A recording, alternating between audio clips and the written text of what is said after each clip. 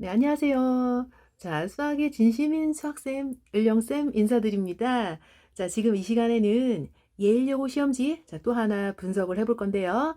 자, 2023학년도 1학기 기말고사 예일여고 시험지, 자, 살펴보겠습니다. 특징은 어땠는지, 자, 함정은 또 어떤 것들이 있었는지, 다음 시험 고득점을 위해서는 어찌 해야 하는지를 잘 이제 분석을 해 보고요. 다음 시험에도 이제 더더욱 발전할 수 있는 그런 시간이 되시기를 진심으로 바라겠습니다. 자, 그럼 지금부터 시작하겠습니다. 자, 그럼 예일여고 시험지, 기출시험지 자세하게 살펴보겠습니다. 자, 기말고사예요. 첫 번째, 시험 범위는 여러 가지 방정식에서 자, 원의 방정식까지 나왔고요.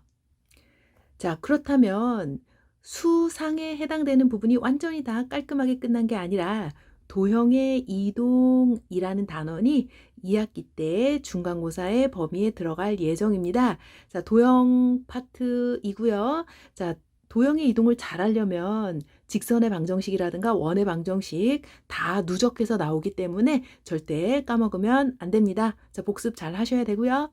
자, 그럼 시험 배점 100점 만점이고요. 일단은 객관식은 12문항 60점, 자, 서술형은 7문항 40점입니다.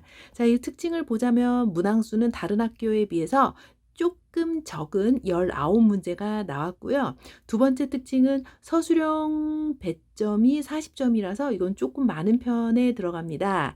서술형이 객관식보다 조금 쉬운 점, 그러니까 서술형 1, 2, 3번 요 정도는 굉장히 쉬워서 시간 안배에 절대적으로 중요했었다라는 거 말씀드리고, 자, 이제 예일여고 시험 특징 계속 살펴볼게요. 자, 자세하게 특징을 좀 더 파악을 해보자면 변별력이 크다. 이건 항상 예일의 그냥 가장 일반적인 특징입니다. 앞에 1번, 2번보다 객관식은 뒤로 갈수록 겁나 어려워지고요. 서술형도 1번, 2번, 3번 쉽지만 마지막에 끝에 2개 정도 문제는 겁나 어렵습니다. 자, 그래서 순서대로 풀다가는 시간 분배 망칩니다. 자, 변별력이 크기 때문에 먼저 내가 풀 수 있는 문제, 서술형 앞부분 문제 같은 경우요. 자, 무조건 점수를 딸 수밖에 없는 가장 쉬운 문제들을 먼저 푸셔야 되는 거예요. 자, 왜 그러냐 하면은 어려운 문제는 정말 어려워서 시간 내 풀기조차 까다로울 수가 있기 때문에 자, 조금 고난도 문제 약하신 학생들은 먼저 문제 골라서 먼저 맞출 수 있는 것부터 점수를 따내는 게 가장 중요하다고 봅니다. 자, 아까도 말씀드렸다시피 1학기 남은 부분이 2학기에 포함되기 때문에 여러분 도형의 이동 파트 까먹지 않도록 계속해서 공부를 하셔야 되고요. 자, 부교재 연계율이 굉장히 높습니다. 이 어려운 건 어디서 나왔지? 라고 보여지는 그런 문제들이 전부 다 부교재들이고요. 자, 교과서 안 나오지 않아요. 자, 교과서도 꼼꼼히 보셔야 됩니다. 그러면 이렇게 어떻게 연계되었고 어떤 식으로 나왔었는지 하나하나 살펴보도록 할게요. 자, 같이 문제 보러 갑시다. 자, 가장 먼저 예일 3번입니다. 자, 이 문제는 그냥 적중률 한번 보여드리기 위함인데요. 엔제 교과서 유형이기도 하지만 엔제의 46번으로도 똑같이 나왔고 한번 읽어볼게요. 자, 삼각형에 세 점을 꼭지점으로 하는 삼각형이 있는데 자, 각 변의 중점을 DF라고 했을 때 자, 무게중심 G의 좌표를 구하라 라고 하는 문제고요. 자, 오른쪽 같이 읽어볼까요? 세 점을 꼭지점으로 하고 각각의 무게중심, 세 변의 중점의 무게중심의 좌표를 구하라는 문제입니다. 자, 뭐 어렵지 않은 교과서 문제인데 놀랍게도 똑같이 나와서 한번 보여드리는 거예요. 자, 그렇게 어렵지 않은 개념이었고요. 삼각형이 이렇게 있을 때 그 삼각형의 중점들이 있겠죠. 그래서 이제 A, B, C의 무게중심이 존재하고요. 그리고 그 중점들을 연결했을 때 D, E, F가 이렇게 있답니다. 라고 했을 때 결국에 이 무게중심이 일치함을 우리가 공부를 했었고요. 그래서 이거를 각각의 함정은 뭐냐면 이 중점을 계산하는 순간 망하는 거죠. 자, 삼각형 ABC의 중점과 자, 그리고 삼각형 DEF의 중점, 그 무게중심, 무게중심 G가 일치한다라는 개념을 이용하면은 이 문제 그냥 어떻게 풀면 되죠? 5 더하기 2 빼기 1을 3으로 나누고요. 자, 2 더하기 4 빼기 3을 또 3으로 나눴을 때 이게 그냥 바로 무게중심이 되는 겁니다. 자, 그렇게 어렵지 않았고요. 자, 바로 다음 문제에 또 어떻게 특징이 있었는지 살펴보겠습니다. 자, 다음 문제입니다. 자, 예일 5번이었고요. 자, 문제 같이 읽어보도록 할게요. 자, x에 대한 부등식을 만족시키는 정수의 개수가 41개가 되는 자연수 n의 값의 합을 구하라 라고 되어 있습니다. 자, 이 문제는요, 솔직히 출처가 어딥니까? 약간 부교재 굉장히 비슷하게 나왔고요. 부교재입니다. 그냥 부교재 문제인데 n제에도 비슷한 게 있어서 같이 읽어볼게요. 자, 부등식 을 만족시키는 정수의 개수가 몇 개가 되도록 하는 자연수 n의 값을 구하라 라고 되어 있어요. 자, 그런데 여기서는 가로가 3개라서 얼핏 보면 다른 문제 아닙니까? 라고 보여지는데요. 다른 문제가 아니죠. 자, 왜냐하면 여기에 있는 이 a의 값, 이렇게 되어 있는 부분은 미지수 x가 아니라 상수이기 때문에 어차피 라고 보여지는 문제입니다. 자, 부교재 약간 변형했어요. 자, 그러면 어떻게 푸는지 간단하게 보겠습니다. 자, 첫 번째 부등식을 먼저 풀어 드릴게요. 부등식을 풀면은 이 n에 x가 이렇게 있고요. 여기가 3n 제곱이에요. 자연수이기 때문에 항상 3n 제곱이 2n보다 크다라는 걸 알 수 있어요. 자, 그러면 이 범위 안에 들어가 있는 정수의 개수를 구하러 갈까요? 그거는 큰 거 3n 제곱에서 작은 거 2n을 뺀 다음에 정말 중요합니다. 자, 꼭 1을 더하셔야지 그 부등식 안에 있는 정수의 개수가 되는 거예요. 이 정수의 개수가 41개 이하다라는 거고요. 오히려 부교재를 더 쉽게 변형한 문제예요. 앞에 어떤 또 문자 같은 그렇게 미지수 같은 게 들어가면은 더 어렵게 나오죠. 자, 그래서 이거 풀어볼게요. 3n제곱 2n에 여기에는 40이 들어가겠죠. 그리고 인수분해를 하면은 3n 플러스 10에 여기는 n 마이너스 4가 되기 때문에 이 안에 있는 정수의 개수를 우리가 세시면 됩니다. 어렵지 않게. 그래서 걔네들을 잘 더해주시면 정답이 나옴을 확인할 수 있어요. 자, 이해 잘 되시겠죠? 네. 자, 변형 문제였고, 이 문제를 풀므로써 뭐 n제 다양하게 푸는 것도 중요하지만, 여러분 부교재를 거의 외우다시피 풀지 마시고, 이렇게 이해를 하시고 푸셔야지만 결국 성공을 합니다. 자, 다음 문제 계속 갈게요. 자, 다음 문제입니다. 예일 6번이고요. 자, 문제 한번 읽어보도록 할게요. 자, 2차 부등식의 해가 이렇게 나왔어요. 해가 미리 나온 경우, 또 여기 미지수들이 이렇게 있는 경우 출처 단어는 2차 부등식이고요. 그 안에 있는 정수들의 합을 구하라 라고 되어 있습니다. 자, 2차 부등식. 자, 여기서 읽어볼게요. 24번입니다. 2차 부등식. 이거는 24번은 어디냐면 부교재 24번이었고요. 자, 어떻게 변형됐고 어떻게 되었는지 볼게요. 자, 2차 부등식의 해가 미리 나온 경우 주어진 제시 조건이 너무나 똑같습니다. 그리고 결국 계수 비교를 해서 A와 C와 B를 구하라고 정수 X들의 합이 아닌 곱을 구하라. 그런 문제죠. 자, 너무 똑같습니다. 자, 그래서 간단하게 한번 이 문제를 풀어보겠습니다. 자, 해로 역으로 이렇게 식을 만드는 거죠. 가로 안에다가 x 플러스 2에다가 x 마이너스 1을 놓고 a를 쓰고 이게 어떠한 구하고자 하는 fx라는 식인데 주의사항이 있었어요. 부등호의 방향이 우리가 외웠던 사이 조건이면은 이게 0보다 작아야 되는데 크다라고 나왔기 때문에 반드시 a는 음수다 라는 거를 꼭 쓰셔야 되는 겁니다. 자, 잠깐 전개를 해볼게요. ax제곱 플러스 ax 빼기 2a로 정리가 되니까 여기에서 B가 A고 C가 2A라는 거를 우리가 확인할 수 있어요. 자, 그래서 AX제곱 플러스 CX 빼기 8B라는 식에다가 A는 그냥 냅두시고요. C에다가 마이너스 2AX를 쓰시고요. B에다가 A를 써서 마이너스 8A. 그리고 중요한 거 0보다 크다. 이렇게 쓰시고요. 자, 한 번 더 A를 약분하면서 너무 중요한 거 하나 할게요.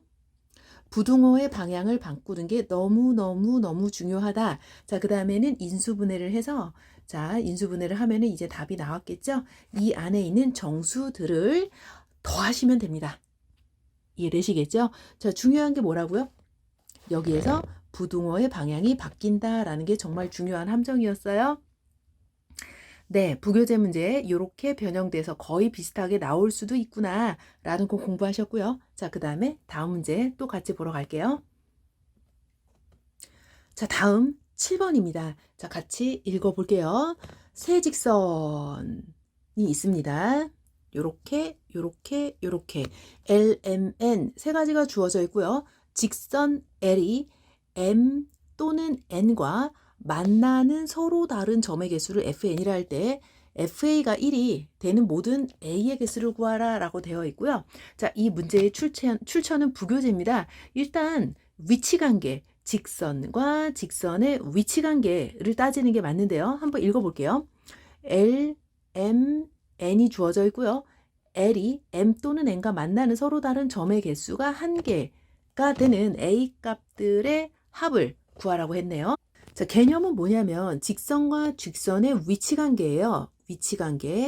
위치관계에는 세 가지가 있죠. 만남, 평행, 일치다라는 조건이 있어요. 자, 그럼 이 위치관계에서 어떻게 적용이 되었는지 볼게요. 이 개념이 L이라는 직선의 기울기는 마이너스 A가 되고요. M이라는 직선의 기울기는 2분의 1이 되고요. N이라는 직선의 기울기는 각각 마이너스 1입니다. 위치관계를 따질 때는 가장 먼저 기울기부터 파악해야 굉장히 훌륭한 습관이게 되겠죠. 그러면 일단 한 번 만나야 되는 거기 때문에 평행한 경우는 되지 않아요. 이런 경우는 되지 않습니다. 그러면 이런 거 가능하죠?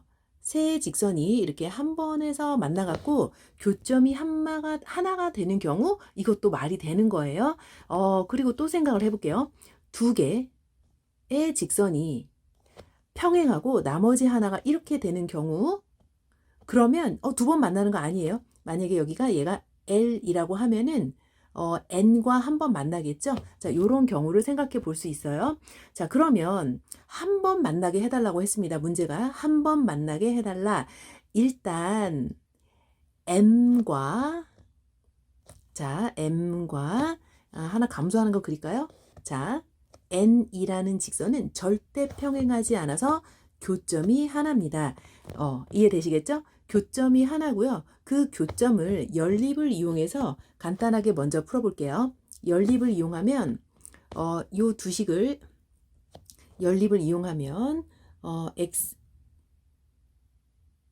y가 0이 나오고 x가 2가 나와요. 그래서 이 교점의 좌표는 2,0이다 라는 걸 알 수가 있습니다. 자, 그런데요. 일단은 주인공 L입니다. L이 M 또는 N과 한 번 만나야 된다라는 거예요. 그래서 어떻게 이용하느냐? 첫 번째는 이렇게요. L이 N과 평행하면 되는 경우의 수가 하나 있고요. 자, 두 번째는 다른 색깔로 해볼까요? 자, 두 번째는 L이 N과 평행합니다. 이렇게요. 이게 또 다른 L이 되겠죠? 두 번째 조건은 L이 N과 평행하다 이렇게 조건을 만들 수가 있는 거예요. 자, 그래서 그냥 평행하구나. 그럼 우리가 어렵지 않게 기울기 이용하면 되겠네 라는 걸 알 수 있어요. 그래서 여기서 A가 마이너스 2분의 1인 걸 알 수 있고요. 두 번째에서도 A가 1이라는 걸 알 수가 있어요. 자, 왜냐하면 평행하기 때문이다 라는 거죠. 자, 그런데 이제 세 번째는 뭐냐 하면은 자, 얘네들이 한 점에서 만나는 경우 자, L과 M과 N이 한 점에서 만나는 경우죠. 그래서 쌤이 여기다가 2,0 교점을 구해놨어요. 교점을 L에 대입을 하실까요? 대입을 하면은 또 다른 A 값이 나오는데 그 A 값을 암산을 해보면 3이 나오죠. 그래서 답이 몇 개? 3개. 그거 모두 다 구하거나 부교재에서는 그 A 값들을 모두 곱하라고 되어 있었는데 여기서는 그냥 개수가 3개구나 이렇게 구하시면 될 거예요. 자, 이해 잘 되시겠죠? 네. 미치관계를 꼼꼼히 공부했고 부교재 한 번 정도 풀어본 학생들은 그냥 어렵지 않게 풀 수 있었습니다. 자, 다음 문제 계속 갈게요. 자, 드디어 8번 문제 볼게요. 8번 문제는 정말로 부교재입니다. 부교재가 어떻게 변형되었는지 한번 볼게요. 자, 마이너스 2,0인 정수 A와 B라는 범위가 주어져 있고요. 연립 부등식의 해가 존재하도록 하는 A, B의 순서 쌍의 개수를 구하라 라는 문제입니다. 자, 부교재 한번 읽어볼게요. 자, 범위가 주어져 있어요. 그러니까 A 값은 확실한 거죠. A 값은 확실하고 또 두 개의 부등식이 모두 존재하는 순서쌍의 개수를 구하라는 문제입니다. 그래서 굉장히 부교재 자체도 어려웠었어요. 조건을 나눠야 돼서 굉장히 어려웠는데요. 자, 첫 번째 그냥 조건은 뭐냐 하면은 여기에서 우리가 A를 정할 수가 있어요. 정수라는 말이 나왔기 때문에 A의 경우의 수는 마이너스 2 아니면 A는 자 마이너스 1 두 가지가 나왔는데요. 이 두 가지 경우에 대해서 첫 번째 A가 마이너스 2를 딱 픽스 시켜 놓고 두 개의 부등식을 한번 살펴보시는 건데요. 자, 여기 아래 부등식이 x 플러스 2가 b다 이렇게 보시고요. 그 다음에 위에 거는 x 마이너스 b 그대로 대입을 해보고요. 자, 이 부등식이 존재하도록 하는 범위를 지금부터 찾아주시면 되는데요. 첫 번째 부등식부터 풀어볼게요. 첫 번째 부등식은 마이너스 b 마이너스 1, 자 x 쓰시고요. 자 마이너스 1 플러스 b다. 요게 첫 번째 식이고요. 자 두 번째 식은 뭐냐 하면은 여기에 3을 써놓고 자 요걸 풀어주면요. 마2 마비 3 x 자 여기도 마2 뿔비 3 해갖고 이렇게 두 개의 식이 나왔습니다. 자 그러면 이게 존재하도록 하는 b의 범위를 한번 수직선을 이용해서 나타내 보면요. 1번부터 한번 체크를 해볼게요. 자, 1번을 이렇게 한번 할게요. 그럼 여기가 마1 플러스 b가 되겠죠? 이게 1번입니다. 자, 그리고 2번을 한번 그려볼게요. 자, 존재해야 되니까 1번 영역과 2번 영역이 이렇게 겹쳐 주셔야 됩니다. 이렇게 겹치는 부분이 있어야 되고요. 여기가 그러면 당연히 오른쪽 부분이니까 마2 플러스 b가 이렇게 되는 거죠? 자, 이게 2번이에요. 그래서 1번과 2번이 존재해야 되니까 큰 거 아닙니다. 자, 크거나 같다가 되겠죠? 이렇게 크거나 같다가 돼서 요걸 이제 풀어보면은 자, 이렇게 정리되고요. B가 마이너스 4분의 1보다 크거나 같은 범위가 나옵니다. 그런데 경우의 수가 또 있다고 말을 드렸죠? 이제는 1번을 이렇게 그릴게요. 자, 1번을 이렇게 똑같네요. 똑같은데 여기가 마비 마1이 되도록 그리시고요. 그 다음에 2번을 이런 식으로 겹치게끔 그려줍니다. 그러면 여기가 큰 쪽이 되니까 마이너스 2 플러스 b 3이 되겠죠? 이렇게요. 그래서 요거를 또 풀어주는 거예요. 그러면은 b의 범위가 마이너스 4분의 5 이하가 돼서 이렇게 부등식을 풀어보면요. 자, B가 여기는 없어요. 자, 없습니다. 왜냐하면 자, 이 두 가지 조건 B가 마이너스 4분의 1보다 크고 마이너스 4분의 5보다 작은 건 없거든요.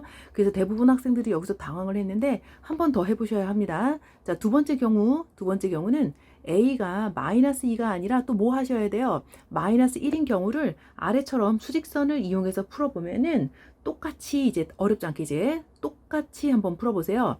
여기 이 자리 있죠? 여기 이 자리에다가 1을 한번 대입을 해서 풀어보시면 답이 나옵니다. 아시겠죠? 그래서 핵심은 뭐냐 하면은 A라는 값이 범위로 나와 있지만 정수이기 때문에 이렇게 하나씩 픽스 시켜서 해가 존재하게끔 하고 부등식을 풀어주면 되는 거죠. 자, 이해되시겠죠? 자, 이게 두 가지 경우에서는 두 가지 경우인데 모두 다 해보시기를 바랍니다. 자, 이제 다음 문제 같이 갈게요.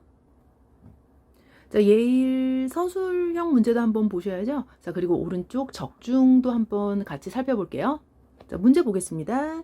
자, 2차 부등식이 이렇게 나와 있고요. 해가 주어져 있고요. 여기도 역시 2차 부등식이 있고 해가 이렇게 주어져 있어요. 자, 같은 문제죠. 자, 그러면 해가 서로 같다 또는 해가 나와 있는 그런 유형인데요. 자, 그럼 각각의 문제를 풀어보겠습니다. 자, 위의 식 1식부터 풀어보면은 x가 마이너스 1 이상이 되는 거고요. 자, 두 번째 거를 인수분해를 한번 해볼게요. 먼저 정리를 하셔야겠죠? 자, 정리를 해보면 이렇게요. 빼기 4a 빼기 5에 x 빼기 10a가 되니까 1 쓰시고요. 그 다음에 5랑 2a를 쓰고 마이너스 이렇게 해주면 2a 플러스 5에 x 빼기 2a인데 요 앞에를 x라고 쓰시고 그래서 자, 그 다음에 수직선을 그려서요. 마이너스 1보다 크다가 되고요. 자, 그런데 나머지 하나는 여기 마이너스 2분의 5를 쓰고요. 색칠을 하고요. 오른쪽으로 쭉 갔을 때 겹치는 부분이 해가 여기가 분명히 우리는 2a라고 찍어야 하는데 최종 답에 여기가 2라고 되어 있으니 a 값을 그냥 어렵지 않게 구할 수 있고요. 수직선 또는 인수분해 이렇게 이용하지 않고는 좀 힘들었고요. 그냥 뭐 서술형 치고 점수를 꼭 따내야만 하는 그런 문제. 자, 바로 그런 거였습니다. 자, 그럼 이제 다음 문제 계속 할게요. 자, 드디어 마지막 예일 서술형 7번까지 왔는데 한번 읽어볼게요. 자, 모든 실수 x에 대해서 부등식 연립이네요. 이것이 성립하도록 하는 AB 도형의 길이가 어려웠어요. 도형의 길이. 연립 부등식까지는 그렇게 어렵지 않았는데 도형의 길이를 구하라 하니 이게 뭐냐 이렇게 어려웠는데요. 자, 이 문제는 자, 여기 엔제에 나와 있는 자, 연립 부등식 풀이 연습을 통해서 뭐 정수값을 구하는 또 모든 실수에 대해서 성립을 해야 되는 이런 문제들을 이용해서 우리가 풀 수 있었죠. 자, 자세하게 풀이 과정 살펴볼게요. 자, 연립이니까 당연히 이렇게 해서 1번식을 풀어볼게요. a 플러스 2의 x 플러스 b 플러스 8이 0 이상이 되니까 자, 이게 모든 실수에 대해서 항상 성립하는 ax 플러스 b가 0 이상이 되는 형태죠. a는 0이 되고 b는 0 이상이 되어야겠죠. 따라서 a는 마이너스 2고요. 자, b는 마팔보다 크거나 같다라는 1식을 이용해서 풀 수 있고요.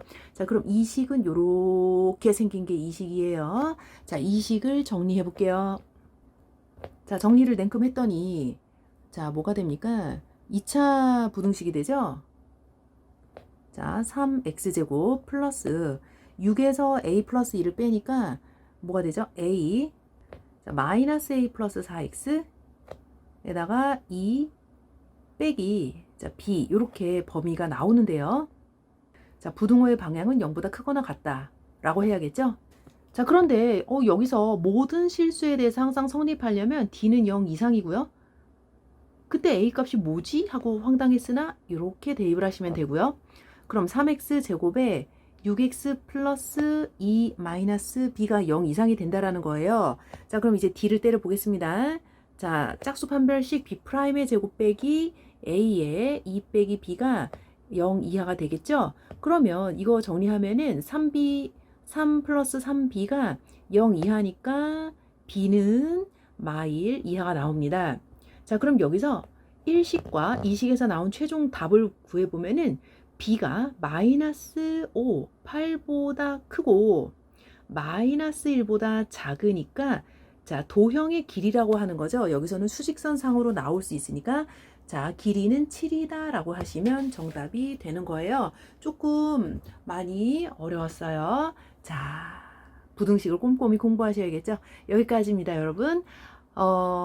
모든 과정 잘 숙지하셔서 다음 시험 더 대박 나기를 바랄게요. 자, 이상 진심으로 강의를 했습니다. 을령쌤 인사드릴게요. 안녕.